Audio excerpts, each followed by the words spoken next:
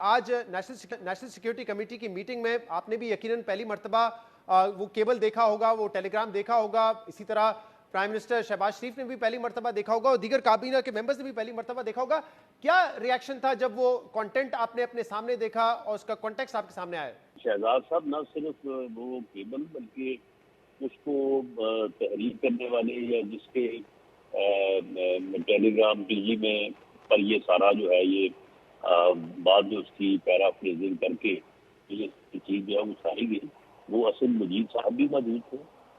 انہوں نے بڑا کیٹیگوریکلی کہا کہ انہوں نے کہا کہ یہ بالکل میری جو بھی بات میں نے اس کی بھیجی ہے اس کا نہ یہ منشا تھا نہ اس میں اس بات کا کوئی ذکر تھا، اور یہ اس قسم کی گفتگو جو ہے وہ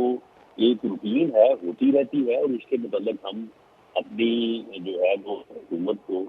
دفتر خارجہ کو جو ہے وہ اس سے آگاہ کرتے رہتے ہیں۔ اتنا جھوٹ گڑا ہے کہ جو یہ الفاظ بیان کر رہے ہیں، جو باتیں کر رہے ہیں، اس میں تو اس کا ذکر ہی نہیں ہے، اور اس میں کوئی سازش کا ذکر نہیں ہے، نہ اس کو لکھنے والے نے یہ کہا ہے کہ کوئی سازش تھی یا میں نے اس کی نشاندہی کی ہے، اور نہ ہی جو ہے وہ اس میں کوئی لفظ موجود ہے۔ کیبل پڑھ کے یا ایمبیسڈر کی فارمر یو ایس ایمبیسڈر کی بریفنگ سے آپ کو یہ کم سے کم احساس ہوا کہ پاکستان کے جو اندرونی معاملات ہیں اس میں مداخلت کی کوشش کی گئی؟ تو دیکھیں مداخلت جو ہے یہ لفظ بھی جو ہے وہ تھوڑا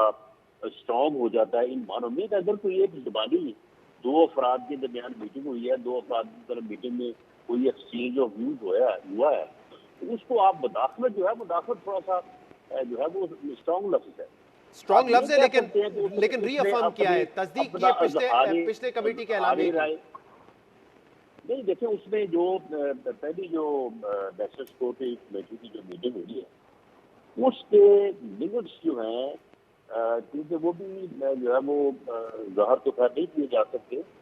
ان منٹس کو بھی آپ دیکھیں تو اس سے بھی اندازہ ہوتا ہے کہ انہوں نے ان منٹس کو بھی بڑا ہی غلط طور پہ اپنے طور پہ ان کو انٹرپریٹ کر لیا۔